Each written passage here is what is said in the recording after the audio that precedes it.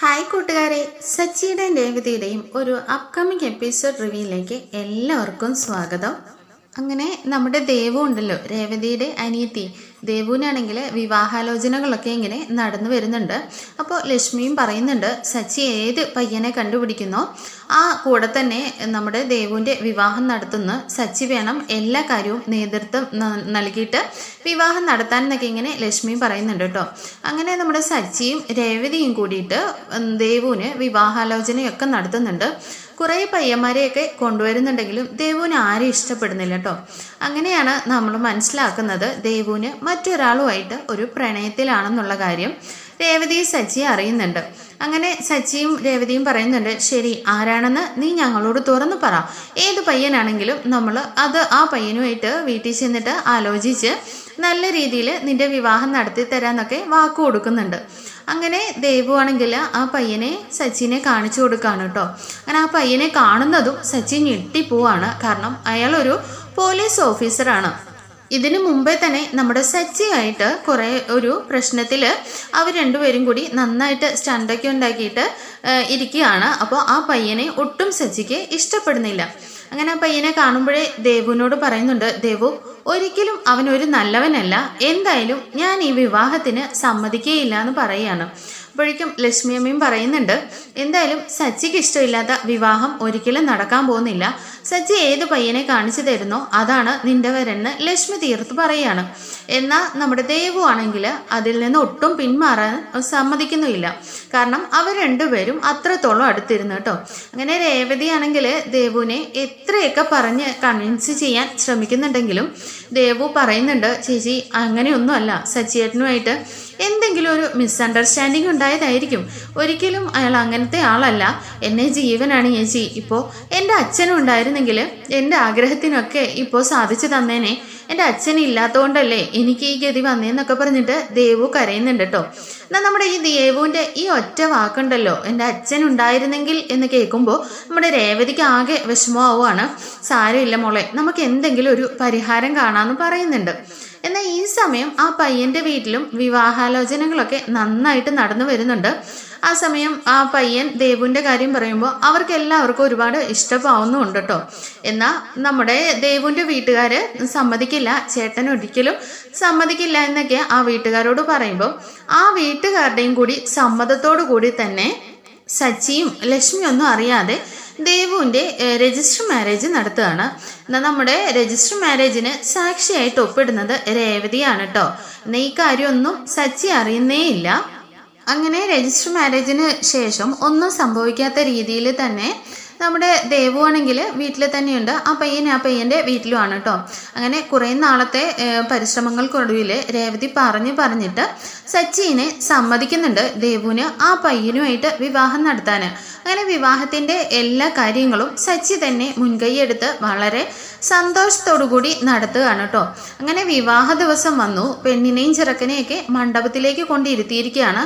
ആളുകളെല്ലാം ഇങ്ങനെ വന്നിരിക്കുന്ന സമയത്താണ് ഈ സമയം സച്ചിയുടെ ഒരു ഫ്രണ്ട് ഓടി വന്നിട്ട് സച്ചിയെ വിളിച്ചിട്ട് രഹസ്യമായിട്ട് എന്തൊക്കെയോ കാര്യങ്ങൾ ഇങ്ങനെ പറയുകയാണ് കേട്ടോ.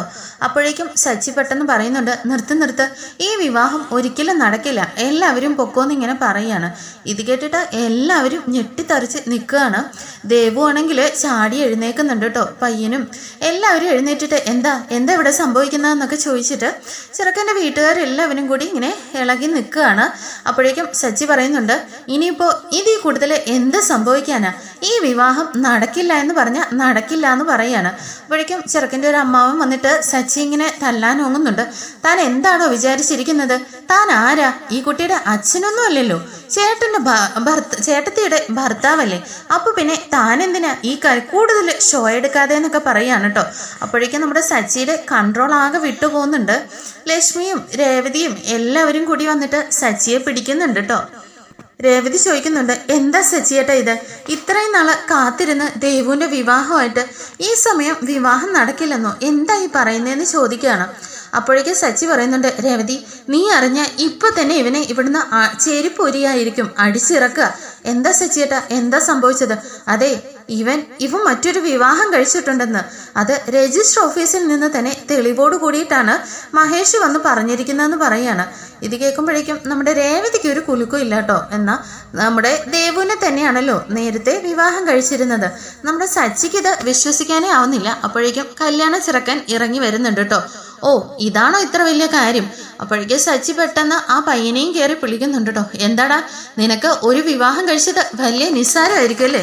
എന്നാലേ അങ്ങനെ തരാൻ ഞങ്ങളുടെ വീട്ടിൽ പെണ്ണില്ല. എന്തായാലും ഇവളെ നിനക്കിനി കെട്ടിച്ചു തരാൻ ഉദ്ദേശിക്കുന്നില്ല. നിന്നെ ഇപ്പോഴേ പോലീസ് സ്റ്റേഷനിലെ കൊണ്ട് എത്തിക്കാൻ പോകുന്നതെന്നൊക്കെ ഇങ്ങനെ സച്ചി പറയുന്നുണ്ട്. അപ്പോഴേക്കും അതേ ചേട്ടാ, കോളറിൽ നിന്ന് കൈയെടുക്ക്. ഞാനും ഒരു പോലീസ് ഓഫീസറല്ലേ, അപ്പോൾ നീതി നിയമങ്ങളൊക്കെ എനിക്ക് നന്നായിട്ട് അറിയാം. പിന്നെ സച്ചിയേട്ടനൊന്ന് സമാധാനിക്കേ, ഞാൻ കാര്യം പറയട്ടെ എന്ന് പറയാണ് കേട്ടോ. അപ്പോഴേക്ക് ദേവു ഓടി വന്നിട്ട് സച്ചിയേട്ടാ അതെന്ന് പറയണ. എന്താ ദേവു, നീ ഇവൻ രണ്ടാം കെട്ടുകാരനാണെന്ന് അറിഞ്ഞിട്ടും നീ ഇതിന് കൂട്ടി നിൽക്കുവാണോ? ഞാൻ എന്തായാലും ഇതിന് സമ്മതിക്കില്ല എന്ന് പറയുന്നുണ്ട്. ഈ സമയം നമ്മുടെ രേവതിയാണെങ്കിൽ എന്ത് ചെയ്യുമെന്നറിയാതെ ആകെപ്പാടെ ടെൻഷൻ അടിച്ച് തല കുനിച്ചിങ്ങനെ നിൽക്കുകയാണ് കേട്ടോ. അപ്പോഴേക്കും പറയുന്നുണ്ട്, അതെ, ഞാൻ വിവാഹം കഴിച്ചത് മറ്റാരെയല്ല, എൻ്റെ വീട്ടുകാരുടെ സമ്മതത്തോടു കൂടി തന്നെ ദേവുവിനെ തന്നെയാണ് ഞാൻ രജിസ്റ്റർ മാരേജ് ചെയ്തിരുന്നെന്ന് പറയാണ്. ഇത് കേൾക്കുമ്പോൾ നമ്മുടെ സച്ചി ആകെ ഞെട്ടിപ്പോവാണ് കേട്ടോ. കാരണം താൻ സമ്മതിക്കില്ല എന്ന് പറഞ്ഞ സമയത്ത് ദേവുവിനെ വിവാഹം കഴിച്ചു, എന്നിട്ടിപ്പോൾ തന്നെ ഒരു കോമാളിയാക്കി ഫ്രണ്ടിൽ നിർത്തിയിട്ട് വിവാഹം നടത്തുകയാണോ എന്ന് പറയാം. വേറൊരു കാര്യം കൂടി കേൾക്കാനായിട്ട് സച്ചി പോവാണല്ലോ. അപ്പൊ എന്താവും അവസ്ഥയെന്ന് നമുക്ക് ചിന്തിക്കാൻ പോലും കഴിയില്ല. കാരണം സച്ചി അപ്പോഴേക്കും രജിസ്റ്റർ മാരേജിന്റെ എല്ലാം നോക്കിയിട്ട് വന്നിട്ട് നോക്കുമ്പോഴേക്കാണ് കാണുന്നത് സാക്ഷിയായിട്ട് ഒപ്പിട്ടിരിക്കുന്നത് മറ്റാരുമല്ല, നമ്മുടെ രേവതി തന്നെയാണ്. അങ്ങനെ നമ്മുടെ രേവതിയും കൂടെ കൂട്ടുനിന്ന് സച്ചിനെ ഒരു കോമാളിയാക്കി. എന്തായാലും ഇത് ഞാൻ ഒരിക്കലും ക്ഷമിക്കില്ല രേവതി എന്ന് പറഞ്ഞിട്ട്, ഇനിയേ നിങ്ങൾ നിങ്ങളുടെ വീട്ടുകാരുടെ കാര്യങ്ങളൊക്കെ നീ തന്നെ മുൻകൈയെടുത്ത് നിന്ന് നടത്തിക്കോ, എൻ്റെ ആവശ്യമില്ലല്ലോ എന്ന് പറഞ്ഞിട്ട് സച്ചി ആ മണ്ഡപത്തിൽ നിന്ന് നേരെ പോകുന്നത് ബാറിലേക്കാണ് കേട്ടോ. അങ്ങനെ കല്യാണ മണ്ഡപം ആകെ ശോകമാകുവാണ്. കാരണം ലക്ഷ്മി അമ്മയും പറയുന്നുണ്ട്, സച്ചി വരാതെ, സച്ചി മുൻകൈ എടുക്കാതെ ഒരിക്കലും ഞാൻ ഈ കല്യാണത്തിന് കൂട്ടു നിൽക്കില്ല, എൻ്റെ സമ്മതം ഇല്ലാതെയാണ് ഇത് നടത്താൻ പോകുന്നതെന്ന് പറയാണ്. അങ്ങനെ കല്യാണം എല്ലാം പെട്ടെന്ന് തന്നെ അവിടെ സ്റ്റക്കാവുകയാണ്. എന്നാൽ നമ്മുടെ രേവതിയും ദേവും കൂടിയിട്ട് നേരിട്ട് ബാറിലേക്ക് ഓടി ചെല്ലുകയാണ് കേട്ടോ. ഈ സമയം നമ്മുടെ സച്ചിയാണെങ്കിൽ കുടിച്ചിട്ട് വല്ലാണ്ടങ്ങ് ഓവറായിട്ടുണ്ട്. കുടിയിട്ട് ഇടയ്ക്കും പറയുന്നുണ്ട്, എല്ലാവരും കൂടി എന്നെ കളിയാക്കി, എന്നെ ഒരു കോമാളിയാക്കി, അതും എൻ്റെ രേവതി എന്നോട് ഈ ചതി ചെയ്യുമെന്ന് ഞാൻ ഒരിക്കലും വിചാരിച്ചിരുന്നില്ല എന്നൊക്കെ പറഞ്ഞിട്ട് ഇങ്ങനെ കുടിച്ചുകൊണ്ടേ ഇരിക്കുകയാണ് കേട്ടോ. അങ്ങനെ ദേവും രേവതിയും കൂടി ബാറിലേക്ക് ചെല്ലുന്ന സമയത്ത് സച്ചി ഒരുപാടൊക്കെ അങ്ങോട്ടും ഇങ്ങോട്ടും ഒക്കെ പറയുന്നുണ്ടെങ്കിലും ലാസ്റ്റ് അവരാ ബാറിൽ തന്നെ ഇരിക്കുകയാണ്. സച്ചിയേട്ടൻ വരാതെ ഞങ്ങൾ ഇവിടെ നിന്ന് പോയില്ല എന്ന് തന്നെ തീർത്ത് പറയുകയാണ്. അങ്ങനെ നിവൃത്തിയില്ലാതെ സച്ചിയാണെങ്കിൽ അവരുടെ കൂടെ മണ്ഡപത്തിലേക്ക് പോവാണ് കേട്ടോ. അങ്ങനെ രേവതിയാണെങ്കിൽ സച്ചിയുടെ മുഖത്ത് പോലും നോക്കാനാവാത്ത വിധം വിഷമത്തിലാണ്. കാരണം താൻ അങ്ങനെ ഒരു തെറ്റ് സച്ചിയോട് ചെയ്തതിൻ്റെ കുറ്റബോധവും രേവതിക്കുണ്ട്. അങ്ങനെ സച്ചിയാണെങ്കിൽ ആ ചടങ്ങിന് സാക്ഷ്യമായിട്ട് അമ്മ പറഞ്ഞതുകൊണ്ട് മാത്രം ഞാൻ വന്നതാണ്, നിങ്ങളുടെ താലികെട്ട് നടക്കട്ടെ എന്ന് പറഞ്ഞിട്ട് ആ ചടങ്ങിന് വേണ്ടി സച്ചി അവിടെ നിന്ന് കൊടുക്കുന്നുണ്ട് കേട്ടോ. അങ്ങനെ വിവാഹമൊക്കെ നല്ല രീതിയിൽ കടന്നു കഴിയുമ്പോഴേക്കും സച്ചി അവിടെ നിന്ന് ഇറങ്ങുന്നുണ്ട്. അപ്പോഴേക്കും രേവതി, എനിക്കൊരു കാര്യം പറയാനുണ്ട്. ഇനി നിന്റെ വീട്ടുകാരുടെ കാര്യത്തിലോ നിന്റെ കാര്യത്തിലോ ഞാൻ ഇടപെടുകയില്ല. നീ ഇനി ആ വീട്ടിലേക്ക് വരണമെന്നുമില്ല, എനിക്കിങ്ങനെയൊരു ഭാര്യയും ഇല്ല എന്ന് സച്ചി തീർത്ത് പറയാണ് കേട്ടോ.